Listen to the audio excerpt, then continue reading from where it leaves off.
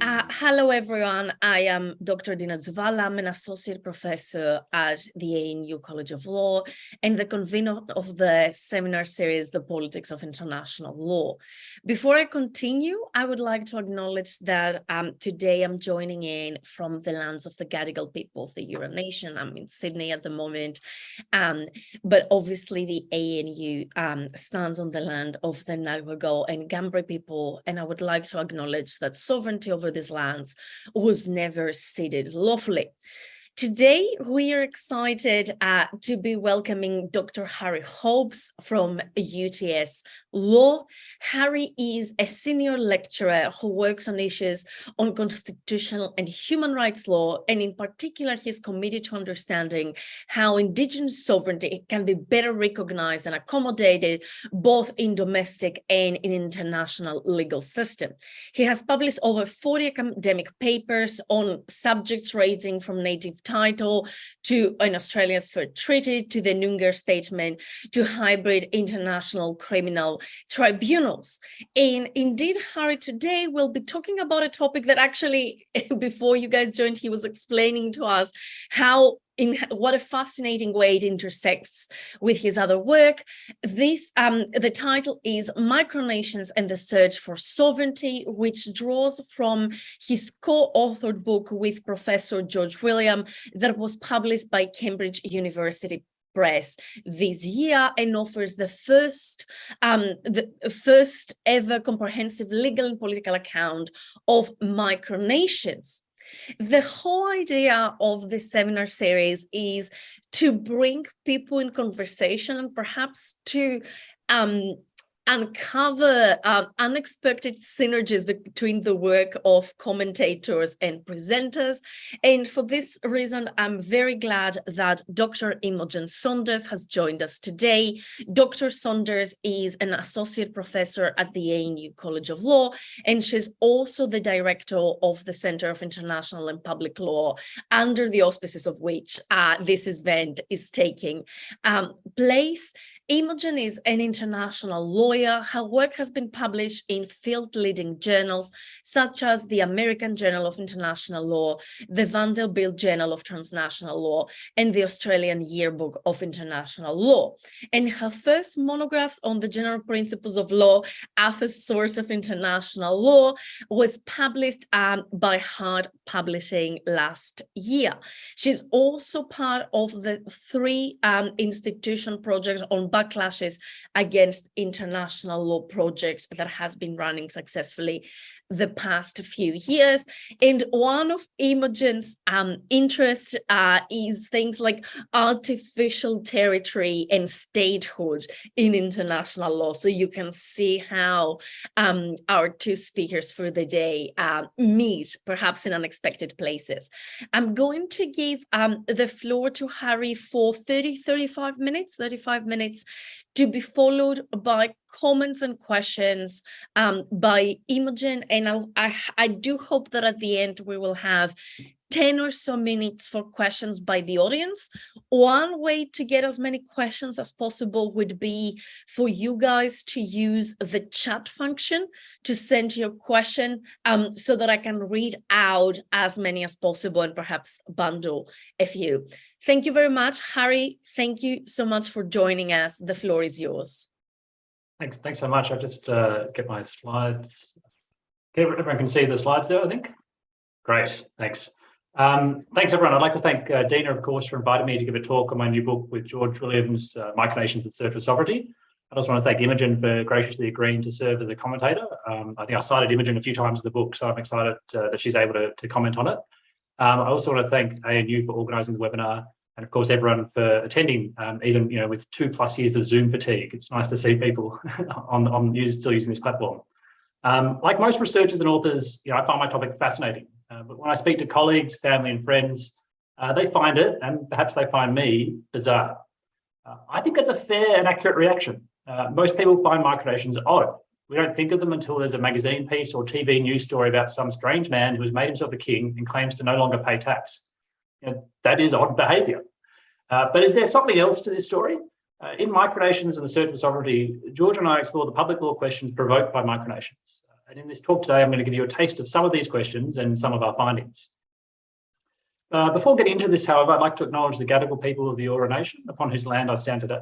I'd also like to pay my respects to their elders past and present and extend that respect to Aboriginal and Torres Strait Islander peoples here today. My main research field, as Dina said, is on constitutional law and the rights of Indigenous peoples. And even though I perhaps intimated that this would be a lighthearted talk, I think it's important to reflect on one point first up. Aboriginal and Torres Strait Islander peoples never ceded sovereignty. They continue quite rightly to assert a claim of and for sovereignty. Now, micronations also make a claim to sovereignty, but we understand the relative merits of these claims differ wildly. Aboriginal and Torres Strait Islander peoples have had a 65,000-year connection to country. Over those many thousands of years, some 6,000 generations, they developed a sophisticated political, cultural, and legal system to regulate and manage their lives and relationships. Micronations are created when someone gets a bee in their bonnet with the decision of a local council. But Australian law treats assertions of sovereignty by Aboriginal and Torres Strait peoples in the same way that it treats assertions of sovereignty by micronations. We dismiss both. And part of my work on micronations aims to tease out this frankly offensive legal position. But anyway, let's get started. On 15 November 2004, Sydney artist Paul Del Prat strode into Mossman Town Hall. For over a decade, the former Mossman Citizen of the Year had waged a one-man battle against his local government in the affluent Harbourside suburb. The saga stretched back to 1993, when Del Prat first lodged an application to build a 25-metre driveway through a bushland reserve to improve access to his home on Balmoral Bay. His application was approved, but a change to the council's local environment plan to protect the bush overrode his approval. The land was rezoned and the driveway plans were shelved. Del Prat was not about to take this lying down, issuing several protests with the council. But by 2004, Mossman Council had rejected every single one of his objections. What more could he do? There seemed only one possibility. Del Prat explained, having been cut off from Mossman, we could only reciprocate. Sporting a gold leaf crown and dressed in a flowing white robe, Del Prat marched into Mayor Shirley Jenkins' office. Accompanied by local print media journalists and a national TV crew, as well as his family, Del Prat handed over a formal-looking document. It announced his house had seceded from Australia to create a new nation named the Principality of Y, after the neighbouring Wygarine Point. In an instant, Paul Del Prat became Prince Paul, in his struggle for a driveway, a diplomatic stoush between two nations. Prince Paul hoped the situation could be resolved amicably. Unfortunately, Australian authorities were dismissive. In 2010, Anne Connon, the new mayor, remarked, "I look at it with a degree of wry amusement, but is not of any great importance." Prince Paul has not convinced the council to allow construction of his driveway just yet. Nonetheless, the war has been expensive for all sides. Reports suggest that the council spent over $130,000 defending its actions in the Land and Environment Court. While the council was successful in that foray, it finds itself arrayed against a created enemy. Prince Paul has sketched preliminary plans for a medieval-style drawbridge to finally improve access to his home without damaging the protected bushland. Perhaps the greatest challenge to the Principality comes from within. Prince Paul admits that his adult children are somewhat embarrassed by the royal titles he has conferred upon them. But, like a strong monarch, Prince Paul is unmoved. As he explains, the Principality of Y continues to thrive today, standing as a beacon of hope to all those oppressed by bureaucracy. Del Prat's actions may be bizarre and even extreme. However, they are far from unique. Eccentric and enterprising individuals around the world have created their own countries for these and many other reasons. You might be aware of some of them. Perhaps the most famous of all is the Principality of Sealand, located on an abandoned World War II anti-aircraft platform and founded in a dispute over radio broadcasting licenses. The Principality has even become the subject of a key case in the international law syllabus. Another prominent micronation is the Principality of Hutt River. Established in a dispute over the regulation of wheat harvests, the Principality became an inspiration for thousands of people in Australia and across the globe. People all over the world want their own country, and yet there's something very different between Catalonia and the Principality of Y, Scotland and Sealand, Puerto Rico and Hutt River. These entities are micronations. In my new book with George Williams, we explore around 100 of these entities. We ask a series of questions. What are micronations? Where are they located? How many are there? Why do people set them up? And how do they do it? And perhaps most significantly, we ask, how do recognised states respond? In my time today, I'm going to focus on several of these questions. First, I'll begin by offering a definition of what micronations are by comparing them to recognised states. Second, I'll briefly outline the range of reasons why someone might want to create their own country. Third, I'll explain how they do this.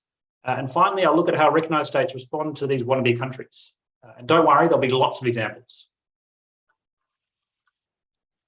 So what are micronations? The simplest way to define what it means to be a micronation is by considering what it is not. Micronations look a bit like nation states, such as Australia or Japan, but they're not the same because they're not states under international law. Their defining feature is that they lack the same qualities as proper nations, even though they mimic them. It might be hard to believe, but despite their ubiquitousness, there is no universally accepted legal definition of what it means to be a nation state. In fact, international lawyers have basically agreed that it's too hard to reach a definition. In the 1940s, the International Law Commission looked at this question. British international lawyer James Brearley argued that a definition of state would be difficult to establish and highly controversial.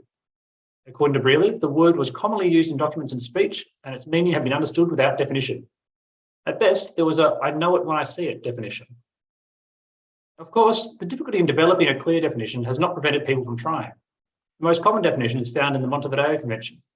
The convention outlines 4 criteria of a state: a defined territory, a permanent population, a government, and a capacity to enter into relations with other states. The list seems clear on its face, but there are complications. First, the criteria are flexible. There's no rule prescribing a minimum area of territory, size of population, or effectiveness of government. As such, a wide variety of entities with differing circumstances fall within the definition. For example, Monaco is recognised as a state, despite only possessing 2.1 square kilometres of territory. Tuvalu and Nauru are both recognised as countries, despite possessing fewer than 11,000 people. Somalia had no central government between 1991 and 2006, but it did not lose its status as a state. Second, there is an inherently political aspect of statehood. Some entities that easily satisfy the Montevideo Convention requirements are not considered to be states. Taiwan is in the news lately, that's a perfect example. Finally, there are also other requirements of statehood that are not included in the Montevideo Convention. Most significantly, a state cannot have been established in breach of international law. For this reason, although the Turkish Republic of Northern Cyprus meets the Montevideo Convention, it is not a state. It was formed as a result of the illegal use of force. Rhodesia was also not a state. It seems the International Law Commission were correct. It's hard to define what a state is. Could we say then that the Principality of Y is a state? It has a territory, a permanent population, and a government under Prince Paul. It also sought many times to negotiate with Mosman Council. It seems to meet the definition. Alas, the Principality is not a state, and indeed all micronations are not states. The key to statehood, as James Crawford has explained, is governing power with respect to territory. That is, to be a state, an entity must possess a government or system of government in general control of its territory to the exclusion of other entities not claiming through or under it. This position reflects the distinction between ownership of land and the authority to exercise jurisdiction or sovereignty over that land. While you may own your flat or house, you're not able to create laws for that territory. Only the state is allowed to do that. The key point is that a state is independent or sovereign when it is not under the legal authority of another state. It is here that micronations fail. Micronations may declare their independence, but they're unable to do so to the exclusion of other entities. The lack of any legitimate foundation for their claim means that their assertion of authority over territory is contested by real states and not recognised in law. This is true even if they physically occupy territory. This highlights what it means to be a micronation. So micronations are self-declared nations that perform and mimic acts of sovereignty and adopt many of the protocols of nations. However, micronations lack a foundation in domestic and international law for their existence and are not recognised as nations in domestic or international forums. If micronations have no legal basis for their existence, why do people set them up? It must take a lot of time to pretend to be a state. Some founders I've spoken to say they spend up to 20 hours a week designing national symbols and responding to correspondence. Why do they do this? People decide to create their own micronation for many reasons. Some do it for ideological reasons, to build their own utopia. Libertarians are especially prominent. Consider the Republic of Minerva. In the 1960s, Nevada real estate mogul and gold coin dealer Michael Oliver travelled the world looking to create his own country. Oliver worried that the United States was becoming a fascist socialist state because the government controlled the economy and the media. He wanted to create his own laissez-faire paradise with no taxes and no social welfare. Oliver first sought to buy territory. He met with representatives from several governments, including the Turks and Caicos Islands, Costa Rica, French Guiana, the Bahamas, Suriname, Curacao, New Caledonia, and the New Hebrides. Despite initial promise, each ended with disappointment. No government was willing to cede sovereignty over a portion of their territory. Oliver decided that to succeed, his project needed more than to be housed within an existing country. A new libertarian polity needed its own sovereign powers. Eventually, he settled in the Minerva Reefs, a submerged atoll in the Pacific Ocean, between some 500 kilometres from Tonga and 700 kilometres from Fiji. Over the second half of 1971, Oliver's team ferried sand on barges from Fiji to raise the atoll above sea level and commence basic construction.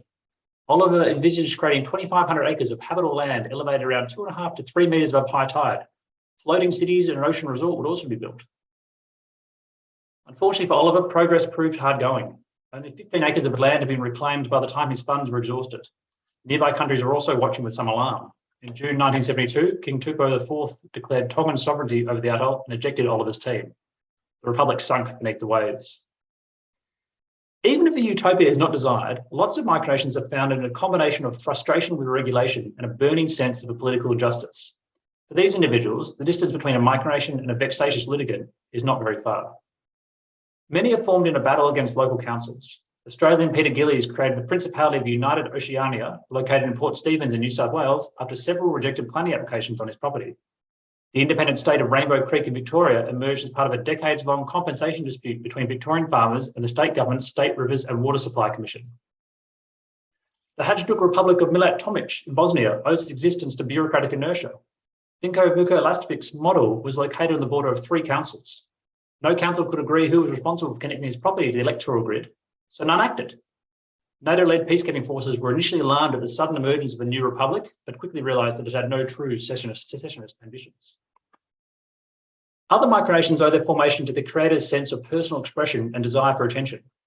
British filmmaker Danny Wallace created the Kingdom of Lovely, situated entirely within his London flat, for a BBC documentary series. The Republic of Molossia in the US state of Nevada is run as a banana republic. President Kevin Borg explains, "It's an expression of personal sovereignty, creativity, imagination, and political satire. It's a nice way to look around the world. You can see what other countries are doing and say, I can do that." Some micronations are founded for a laugh and others because of boredom. The Yellow Fleet was a micronation created by the crews of 15 ships stranded in the Suez Canal because of the 1967 Six-Day War. Although the war lasted less than a week, the canal was blocked for 8 years. Maybe you think you can do a better job of running a country. In 2005, Brooklyn sculptor Zach Landsberg bought a 2-acre property in Utah, 100 kilometres from the nearest town, over eBay. When he visited it the first time, he erected a flag so he could locate it on future visits. And later, he decided to establish a state. As he explains, his decision was sparked by frustration with the American government's mismanagement of in response to the Iraq War and Hurricane Katrina. Landsberg thought, I can run a country better than these clowns. Where a town or small community supports the idea, micronationalism can also promote tourism and deliver an economic boost to the region. The Republic of Whangamamona on the North Island of New Zealand emerged when regional council boundaries were changed. Upset about the potential of having to play rugby for their neighbours, the residents decided to secede. Initially a symbolic act aimed at drawing political media attention to their concerns through humour, the motivation has shifted over time. Republic Day is now celebrated every 2nd January, attracting thousands of tourists. Micronations may be formed to protest government policy or legislation. In 2004, Dale Anderson sailed to the uninhabited island of Cato, east of the Great Barrier Reef. He planted a flag and announced the formation of the Gay and Lesbian Kingdom of the Coral Sea Islands to protest the passage of Australian legislation banning same-sex marriage. In 2017, Emperor Dale dissolved the kingdom following the legalisation of same-sex marriage in Australia. Creating a country is a great way to draw attention to your cause. Environmentalists have recognised this. In the 1980s, the small town of Are near Dunedin in New Zealand's South Island founded an independent state to protest the planned construction of an aluminium smelter that would destroy their community. The community activists established a border post, travelling embassy, and printed citizenship certificates, passports, and stamps. They raised considerable public pressure. The government backed down, and the independent state of Are was peacefully reintegrated with New Zealand. Micronations might also be used as a vehicle to critique the concept of statehood. The kingdom of Elgaland and Vargaland, created by 2 Swedish artists, claims sovereignty over the areas between the borders of countries.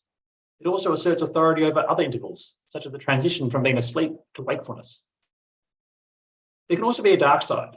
Micronations may be created to scam unsuspecting people. The most audacious fraud in history centred around the fictional nation of Poye in Central America. More stock standard scams exist today. More stock standard scams exist too. The now defunct New Age International University claimed to be a leading university of Seborga, licensed by the Principality's Department of Education.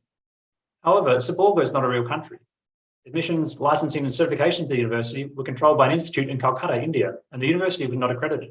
It was the diploma mill established to sell illegitimate academic degrees. These are just a few of the very many reasons why someone might go to the trouble of creating their own country. But now I've got your attention, I know you want to know, how do you do it? Micronations challenge existing conceptions of statehood and international legal personality. They do so largely by engaging in the ritual of statehood rather than contesting them. This means that although usually unqualified or unskilled in law, proponents act through their understanding of the law rather than acting outside of it. They are typically careful to declare their independence in a way that they consider, or at least argue, to be a lawful basis for their actions. Often meticulous in their planning and apparent justification, micronations send letters to government officials, foreign states, and even the UN, informing them of their planned actions and explaining why those actions are lawful under their interpretation of domestic or international law. But what legal claims do they draw on? Perhaps conscious of the fragility of their legal claim, some micronations strive to ground their independence and statehood on centuries-old legal instruments. Seeking to cloak their actions in celebrated documents and enduring legal principles, they hope that their unsound or shaky legal status might be remedied. These efforts are also manipulative attempts to rely on the legal ignorance of ordinary citizens, who may have some familiarity with the existence of a foundational document, but be unaware of its content, meaning, or applicability. The Magna Carta is often adopted for these purposes. In his formal notice of secession issued to the Australian government, Prince Leonard Casley of the Principality of Hutt River cited Magna Carta as permitting individuals threatened with loss of economic livelihood to form a self-preservation government. Of course, it does no such thing. And even if it did, unfortunately for Prince Leonard, as early as 1905, the High Court held that the Magna Carta cannot be used to hold a law of the Commonwealth invalid. And Gough Whitlam told him as such as well. The Antarctic Treaty is also popular. The coldest, driest and windiest continent, Antarctica may appear to be a strange territory to desire. However, its hostile environment, lack of easily accessible resources and isolation are alluring to the right person. The Antarctic Treaty System freezes sovereign claims. It also left large portions of the continent unclaimed. This includes the 1.6 million square kilometre Marie Byrd land, which remains the largest unclaimed territory on Earth. Unclaimed by recognised states, that is. Several micronations assert their sovereignty over Marie Byrd land and other parts of Antarctica based on a loophole in the Antarctic Treaty. The loophole was first discovered by American Travis McHenry. According to McHenry, while the treaty precludes states from making territorial claims, it does not prohibit claims made by individuals. Discovering that Marie Byrd land had not been claimed by any state, McHenry claimed it for himself and then established a state to rule over the land. In November 2001, McHenry wrote letters to each of the 12 original signatories of the Antarctic Treaty, announcing his formal claim and the creation of a new country. He did not receive a reply. Only one state seemed to notice, his employer, the US Navy. They wondered why he was contacting foreign governments and told him to stop it. Many micronations rely on the law of the sea. American libertarians have been particularly interested in the possibility of creating states on artificial islands or reclaimed land on coral atolls. You'll remember that Michael Oliver sought to establish the Republic of Minerva on the Minerva Reefs, some 500 kilometres from Tonga. Lazarus Long tried to build the Principality of New Utopia on a bank in the Caribbean Sea. Two more micronations, Abylonia and Teluga, failed off the coast of San Diego. Two competing groups endeavoured to establish states on a series of reefs 16 kilometres off the coast of South Florida in the 1960s. That same decade, Ernest Hemingway's brother Lester tried to set up shop on a raft 10 kilometres off the coast of Jamaica. Perhaps I'm being unkind. It's not only Americans. Italian Giorgio Rosa established the Republic of Rose Island 300 metres outside Italian territorial waters in the Adriatic Sea, the subject of a Netflix film, I think, at the moment as well. Alas, the Italian authorities were unimpressed and they demolished the Republic. These attempts all occurred in the 1960s and 1970s. This is not a coincidence. But this period represents a gap between the signing of 4 international treaties on the law of the sea that encourage exploitation of ocean resources and developments in jurisprudence and state practice that clarified the scope and extent of coastal state authority. During this period, it was unclear whether states had authority over waters several miles off their coastline. Perhaps new states could be built on reefs off the coast. It's harder now. One must look some 200 nautical miles beyond the coast. So micronations need to point to something to legitimate themselves. But if they are to be a state, they also need to act like states. Micronations create national symbols to both imitate and critique statehood. They draft their own constitutions, compose their own national anthems, and design their own flags. They also confer their founders with royal titles, issue stamps, and mint currency. The paraphernalia of nationhood serves as a visual representation of statehood, acting to confer a degree of legitimacy on the status of the micronation. Postage stamps are very popular. The province of Bumbunga outside Adelaide, established in the mid-1970s in protest, the province of Bumbunga was established in the mid-1970s outside Adelaide. Its founder was protesting Australia's apparent drift towards republicanism. And in response, he always featured the British royal family in his stamps. Stamps can turn quite a tidy profit. New Zealand anarchist Bruce Grenfell made thousands of stamps as the Sultan of Akuzi Ambino. In the 1970s, a European consortium paid him $40,000 to be the sole traders of the Sultanate stamps in North America and Europe. Passports are also very common, but this can cause complications. The Contra Republic, located in Key West, Florida, never actively sought sovereignty, but enjoyed pretending, including by issuing passports. Estimates suggest that more than 10,000 passports were sold in the 1990s. Regular blue passports retailed for around $100, and red diplomatic passports up to $1,200. Although of no legal value, the passports looked realistic enough, perhaps enough to fool immigration authorities. The leader of the Contra Republic, Peter Anderson, claimed that he and many others had entered the United States on a Contra Republic passport several times. The steady stream of income for the Contra Republic was affected by the September 11 terrorist attacks. In 2001, the FBI announced that Mohammed Atta, one of the September 11 hijackers, may have been granted a Contra Republic passport in 2000. Anderson was defensive, explaining to journalists, "All I know is what we've been told, that we did issue a passport to Mohammed Atta." It was not clear whether Atta had used the Contra Republic passport to illegally enter the US, but the Republic had seen a surge of applicants in autumn 2000. Around that time, the Discovery Channel began replaying a segment on the Contra Republic passport across its international broadcasts. Anderson explains, after that, we started receiving a lot of requests from people all over the world and from people who are in the US who we had reason to believe they may not have been here legally. As this suggests, acting like a state can create challenges, and there are many potential tensions. Following the establishment of their new country, micronationalists are usually eager to attract citizens. While friends and family may be cajoled, the ambition of many founders means that this is insufficient. Seeking greater recognition, online citizenship forms are often set up. Micronational citizenship can be attractive. The Principality of Sealand notes that it received more than 200 inquiries seeking political asylum after the Brexit referendum and the election of Donald Trump. However, engaging in statehood rituals can confuse ordinary people, unaware of the legal status of the entity. In these circumstances, the dance that micronations play between authenticity and illegitimacy can collapse, provoking real tensions. The gay and lesbian kingdom of the Coral Sea Islands received hundreds of applications for asylum and citizenship from queer people desperate to escape persecution in their home countries and move to remote Cato Island. Scammers may also sell false hope to vulnerable people. In the midst of the 2015 European refugee crisis, Legality, a micronation between Croatia and Serbia, offered to provide citizenship to anyone willing to pay $10,000 US. So how do states respond? I think this is a good segue to my final point. Although micronations have no legal basis, they exist in the real world and can cause real issues. Sometimes recognised states need to respond. And there are several ways that they do. First, a state may perceive a micronation as a competitor or threat and send in the army or police to put it down. We've seen that the Italian authorities exploded the Republic of Rose Island, while the Republic of Minerva was ejected by the Tongan Navy. The Free Republic of Liberland has also run into difficulties. Claiming possession of a small uninhabited island in the Danube, its proponents have been arrested by Croatian police and denied entrance to their country. Violent responses do occur, but micronations are more commonly seen as benign or eccentric entities incapable of doing any real harm. Recognising this, states largely let micronations do what they please, so long as they follow the ordinary laws of the land. The Principality of Hutt River understood this implicit bargain and survived for 50 years, but was eventually laid low by an unpaid tax bill. As the Supreme Court of Western Australia noted in 2017, anyone can declare themselves a sovereign in their own home, but they cannot ignore the laws of Australia or not pay tax. Alas, Prince Graham, Leonard's son, was forced to sell the farm to pay that bill. The Principality is now in exile. The Principality of Snake Hill, located near Mudgee, New South Wales, has also largely been left alone. Princess Paula explained how the Australian government reacted to their declaration of independence. We did fully expect the response that most people do get around the world when they try to secede. They usually get a letter or some visits from government employees who try to mediate the situation. Mum even said they'll send tanks. I said, relax, this is Australia. No one reads anything. And it's true. They just sent a letter saying, thank you very much for the letter, and that was it. It gets stranger.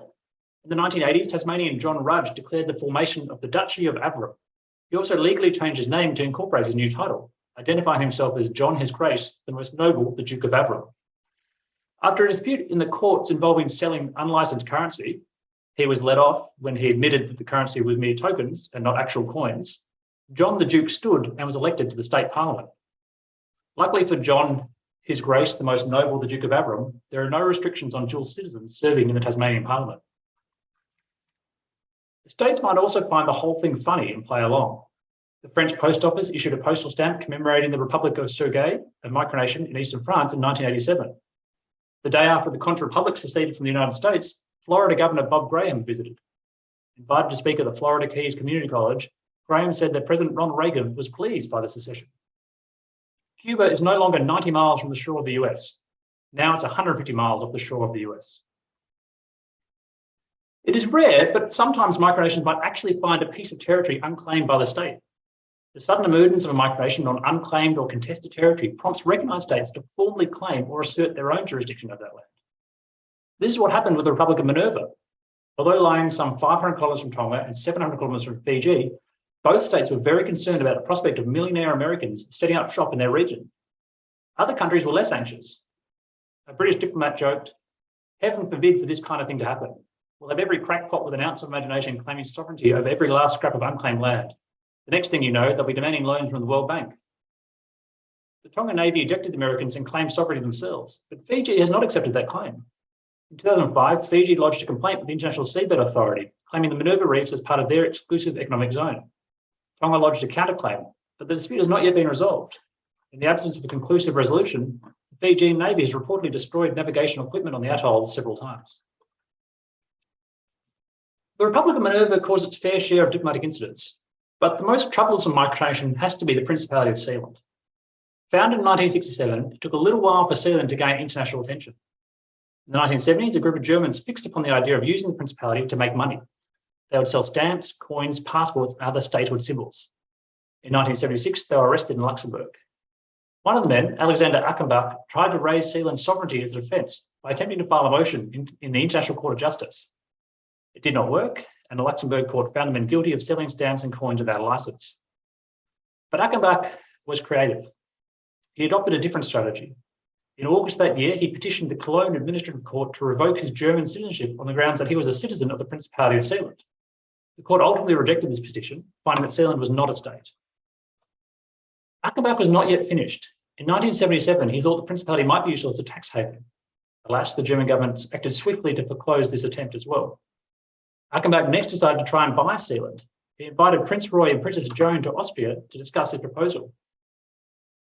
The bid was a ruse. While Roy and Joan were in Austria, a group of Germans landed on Sealand and took control. They were eventually ejected, however, by a determined Roy, who took them hostage.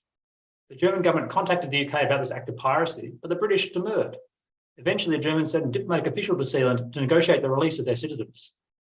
Dr. Christoph Niemöller was unable to secure their release, but was baffled by the situation and wondered whether the entire stunt was an elaborate publicity stunt, or the entire event was an elaborate publicity stunt. If so, it appears to have worked. Sealand had hosted an official from an independent, recognised state who negotiated with them as they would appear. With that success achieved, Bates finally released his hostages a few days later. But alas, this meaning did not mean Germany recognised Sealand as a state, despite what Prince Roy thought. We conclude the book with reflections on 5 themes. I'm just going to note one today. The founders of micronations are almost universally male, you may be surprised to hear. So too are the masculine accoutrements that often accompany micronational assertions of statehood.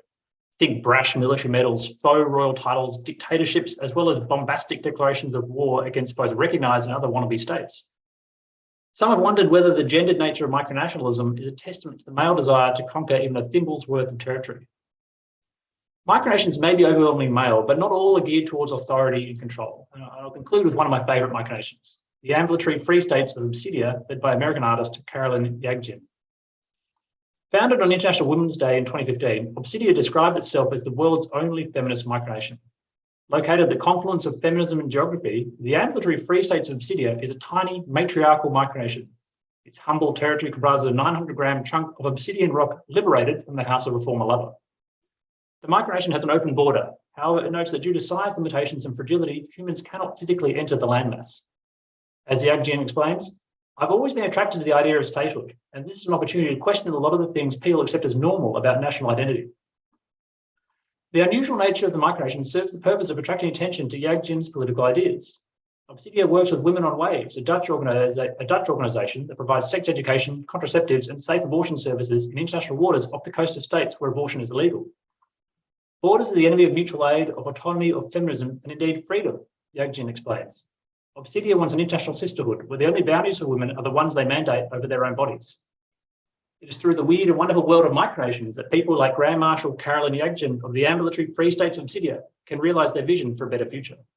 Thanks. Thank you very much, Harry. This was absolutely delightful. Thank you. And it was so informative as well. I'm going to give the floor to Imogen for her comments and her questions. We have already received some questions on the chat as well, so I will revert to them at the end. Imogen, the floor is yours. Thank you very much, Dina, and thank you, Harry, as well. I just want to start by acknowledging, as Dina has said, that I'm in Canberra today at the ANU, which is, of course, on the lands of the Ngunnawal and Ngambri people, and I acknowledge their sovereignty over this land, which has never been ceded. Harry, thank you so much for that talk, and your book is an absolute delight to read. One of the things I want to say about the book is, although it's about micronations, it's not just about micronations. It's about so much more than that. It's one of the clearest explanations of the sort of nuances of statehood that I've read in a very long time. And you even get into the weird and wacky world of sovereign citizens, which I commend you for doing, and how that, you know, and how there are similarities there in terms of reliance on things like the Magna Carta to some of the micronations. But my first question is actually about one of those sort of quasi-states that you talk about in the book. And it also relates to your last point, is it just a bunch of men being silly? Because in the book, you talk about free cities and autonomous model cities, and you talk about the idea of Paul Romer to actually involve corporate interests in establishing these model cities. And you give the example of Daewoo being involved in a proposed one. And my first question is, do you think, as we look to the future, micronations have to this point been people, individuals normally, or a group of individuals? But do you think there is potentially a future of corporate micronations? And especially, you know, we're looking to things like potentially space exploration, which has moved from the domain of the state to private corporations exploring space, that the micronations we see soon might actually be corporate micronations, not ones founded by private individuals. Thanks, Imogen. Yeah, I think it's a really good question. I know there's a long history. I know Raymond Gray was on the Zoom webinar as well. I know he's just written a book about libertarian exit, sort of libertarians trying to create their own micronation. And I think there's that sort of corporate element there to some degree. But I think it's a really good question. I think the question the ultimate point is, well, what is the value of statehood? Why would a corporation claim statehood? What are they trying to get out of that? Is it the privileges and immunities of statehood? Is it an attempt to get a seat in the UN? Is it some sort of value? Is value there, or is this a distraction from their attempt to make money generally? And so I think that's the key dynamic, I guess, or the key question that these corporate entities would need to decide if they're sort of aiming to be micronation or not. There's been a lot of talk. Crypto investors, cryptocurrency people who are like really excited about this project or this idea, this new means and mechanism.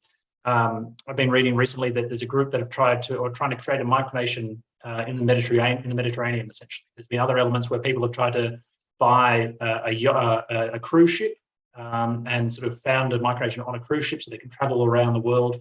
There's a whole bunch of seasteaders led by funded by Peter Thiel and led by Milton Friedman's grandson, actually, who are trying to develop sort of floating cities. And I think these sort of things, ultimately, I think the idea of statehood is a distraction from the larger attempt, which is really just to kind of make money without any regulation and any social welfare. So I don't know necessarily if there'll be corporate micronations, but certainly there already are thousands of corporations that have bigger economies and are larger and arguably have more power than many states already. So I don't think necessarily the corporate micronation is the future.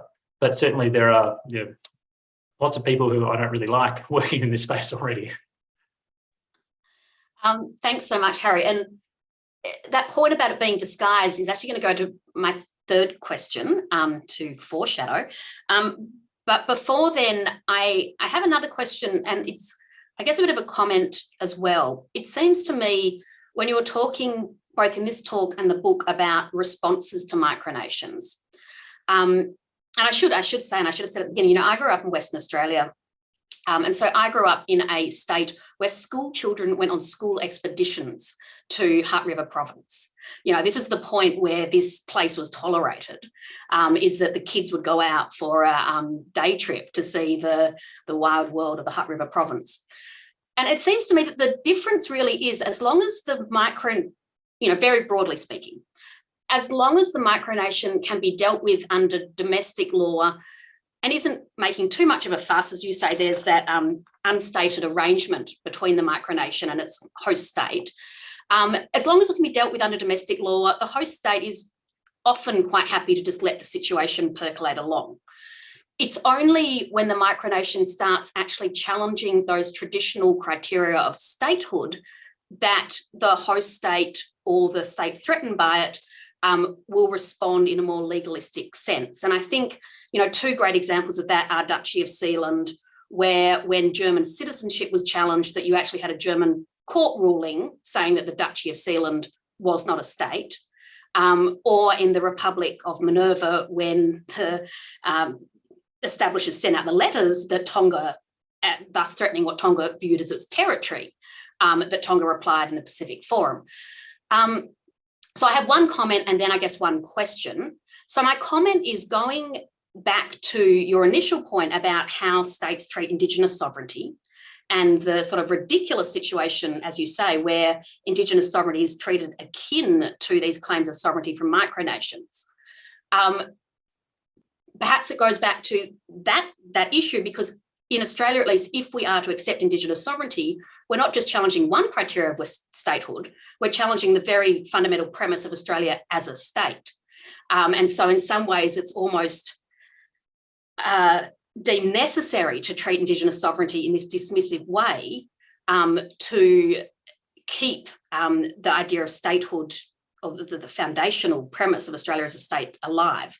To deal with it more seriously would be to ask many more uncomfortable questions that obviously our politicians and our leaders are not ready to have asked of them, or as a country we're ready to have asked of us. So that's my comment. My question, though, is more from a traditional international law perspective. Is there an issue of acquiescence here? Is there a potential problem that as long as these host states let things tick along, that potentially they might actually face a legal challenge that they have allowed this situation to perpetuate and can no longer deny the existence of the states? Thanks for the great question. I think I'll just quick comment on your comment first, and I'll answer the question. I'd say on recognition of Indigenous sovereignty, certainly it would force Australians to deal with a lot of questions that we don't want to deal with. But I don't think there's any doubt that recognising Aboriginal and Torres Strait Sovereignty would not threaten Australian sovereignty at all. I know you don't think that either. When you see things like Aotearoa, New Zealand, in Canada, in North America, the United States, where First Nations people's sovereignty is recognised, and there's no problem with how that. There's no dispute about whether Canada is a state or not, and certainly. There's just ideas of shared jurisdiction are very common in federations like Australia as well. I do love that school trips to Hutt River. I grew up in Canberra, and there are a lot of school trips to Canberra as well. And I guess there are two competing poles in the continent between Canberra and Hutt River. On the acquiescence point, I think this is really interesting because a lot of the micronations, as I've been trying to suggest, I guess they're very creative, and they're sort of bush lawyers is a way that we might describe them, where might not have a great understanding of law, but can read documents and can reach their own understandings about it. So a couple of points to make. They send, or many of them send, thousands of letters all around the world to people.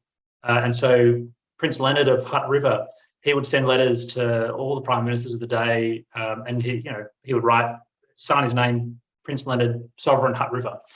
From time to time, the PM or ministers would reply, and they would say, "Dear Prince Leonard," because that's just being kind and being responding how the person has named themselves. He would then take these letters from Malcolm Fraser that might say, "Dear Prince Leonard," and he would fax them all around the world to different countries, saying, "Look, Australia has recognised my sovereignty. Malcolm Fraser has recognised my sovereignty."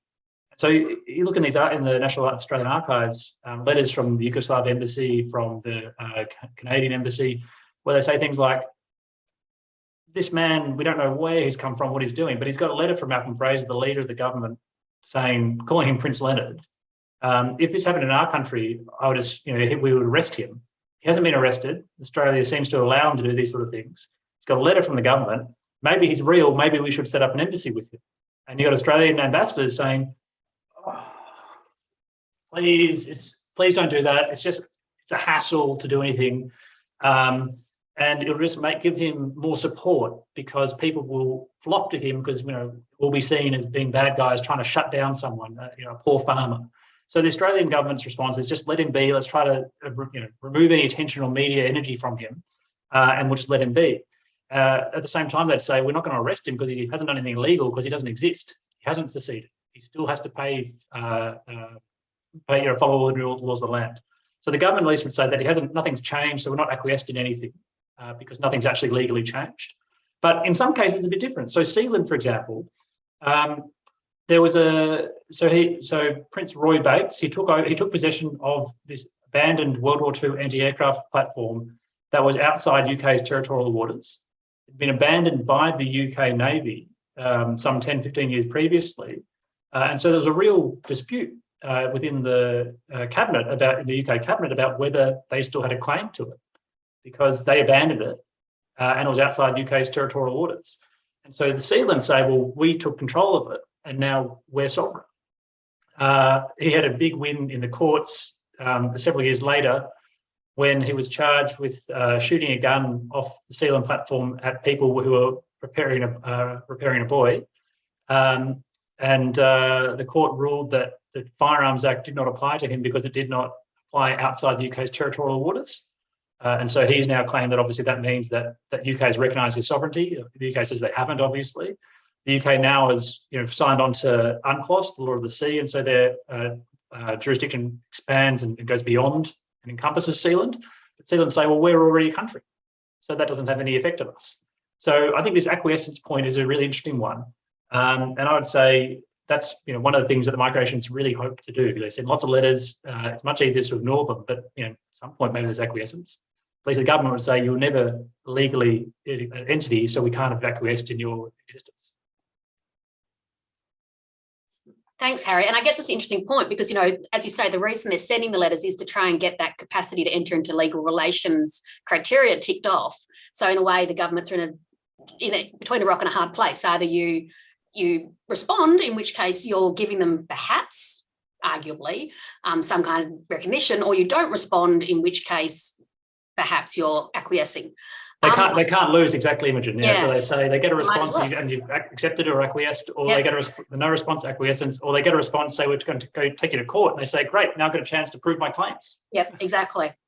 Okay, my last question. I know I do have questions in the chat, but this actually does relate to one that Jonathan has asked too. So I'm going to hijack onto Jonathan's question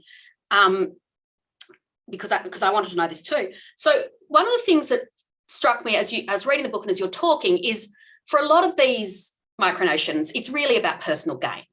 It's about, avoiding tax or avoiding legal obligations. And even for some that look altruistic, they're not really. You give the example of John Lennon's micronation, which was all about love, but actually it's because he didn't want to be deported from the US.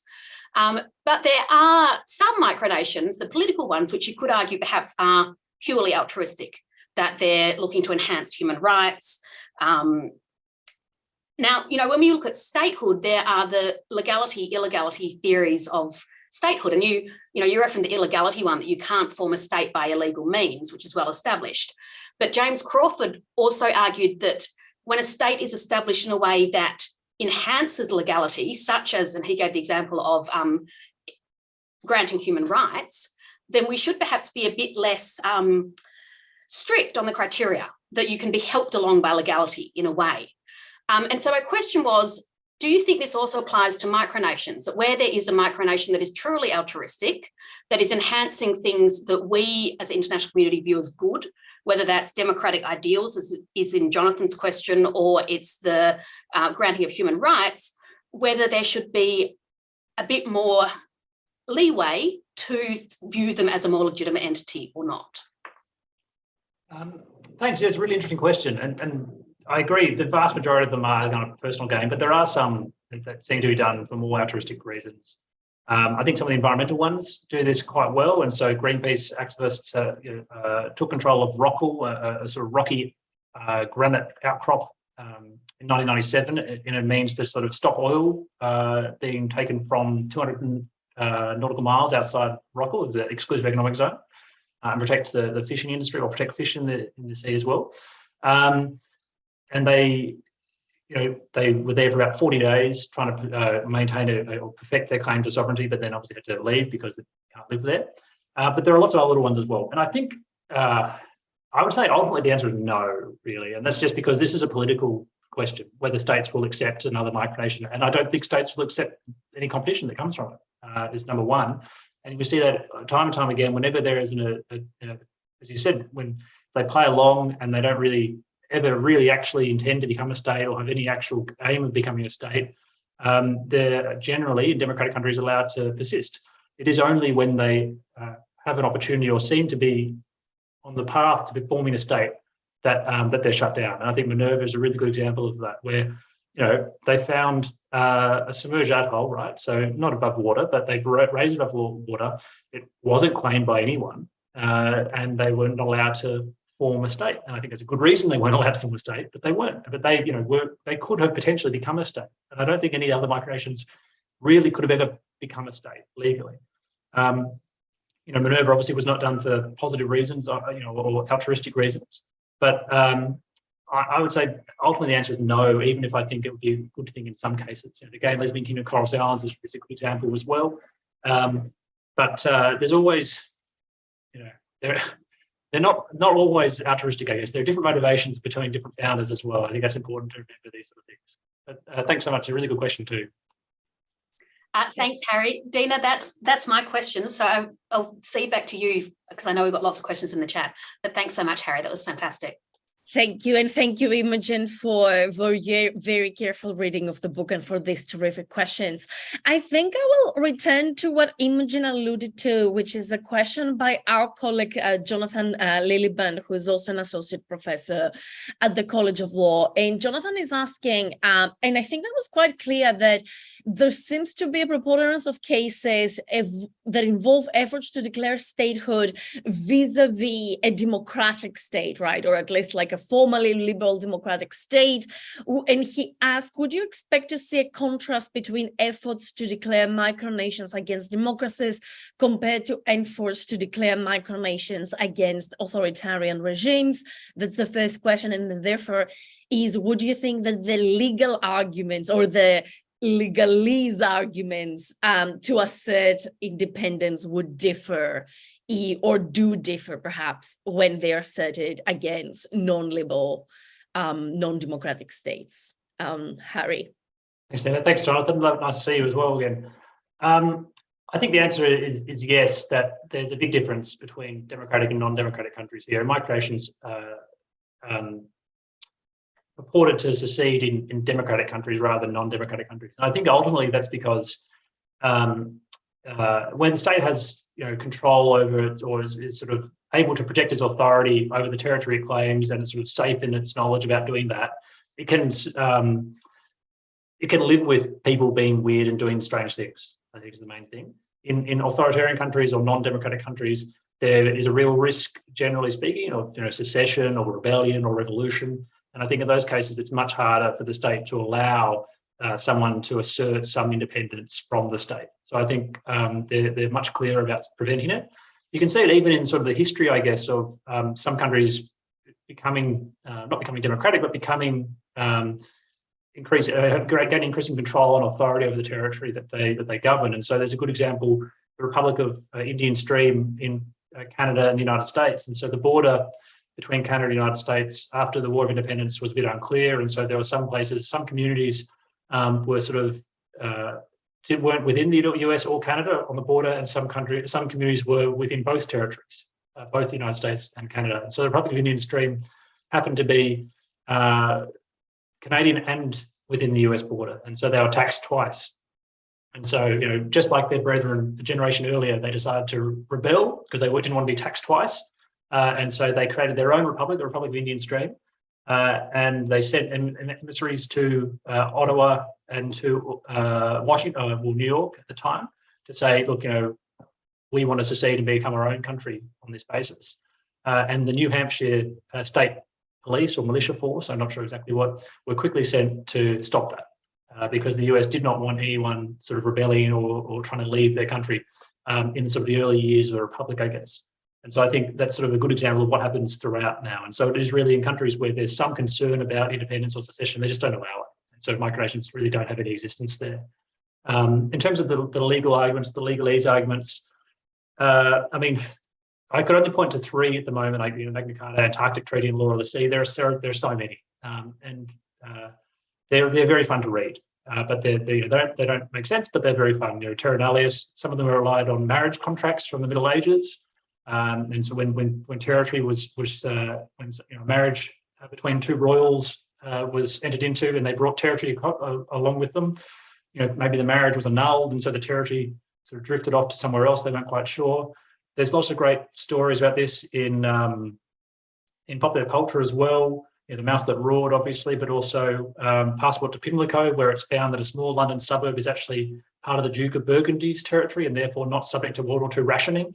And so these sort of things are kind of a creative and clever way to do all these sorts of things. But I think certainly they only exist really in democracies. They're not only an English-speaking thing, though, as well. I found lots of Japanese micronations too, as an example. That's extremely interesting. Thank you, Harry. I'll ask one more question, and I think then I will wrap up. One of the questions by Peter Fisher, basically about, I think it's about the relationship between settlers and First Nations in Australia. And the question is, would a treaty between coexisting sovereignties, I imagine the sovereignty of the Commonwealth and Indigenous people, not cement the foundation of the Commonwealth of Australia and exclude all these micronations? So I guess it speaks to Imogen's point about whether acknowledging Indigenous sovereignty would undermine Australian statehood as it is right now, or whether it would strengthen it. But that's my reinterpretation. No, thanks, Dina. Thanks, Peter. I think as a first point, I'd say, I think one of the earlier questions you had, Peter, is about how do Indigenous nations fit in this typology or this category? And I'd say that they're not micronations. Indigenous nations have a legitimate basis for sovereignty or for their claims to sovereignty. And that's based on their history and their, the community and culture that's for 65,000 years in Australia as well. But micronations don't. They're ephemeral, and they're sort of usually set up by eccentric individuals or families. And so micronations are very different from Indigenous nations. How would a treaty relationship work? Would it exclude micronations? I mean, any legal framework does exclude micronations already, but it would certainly recognise Indigenous sovereignty within Australia as well. I don't think it would necessarily to talk about cement the foundation of the Commonwealth of Australia. Depends on what the negotiation and the settlement looks like as well, but certainly I would say it would strengthen Indigenous and non-Indigenous sovereignty within Australia on that front. But Indigenous nations are different to micronations. Absolutely. And actually, I will ask one more question that just came in because I thought it was super interesting by Raymond Craven. Basically, the question is, do you think there is a historical pattern on when these projects become more or less common? So he says, we see some of them emerging while there is a wave of decolonization struggles in the Americas, or then a lot of these projects emerged when there was the 60s and the 70s wave of decolonization. And the question is there a pattern, or have you found that these projects transcend these moments of global political change? Or do they correlate, I would say, with something else entirely? Yeah, it's a really good question. It's something that I've been struck by as well. I think the first point to note is that because, or at least according to my definition, that micronations are defined by what they're not, which are recognised states. They only exist in the international state system. And so there's a whole bunch of other entities, historically sort of free cities and free ports that Imogen mentioned as well, that kind of have some similarities to micronations, but because there's no nation-state system, they're not micronations, they're something entirely different. So they've only existed in the international state system.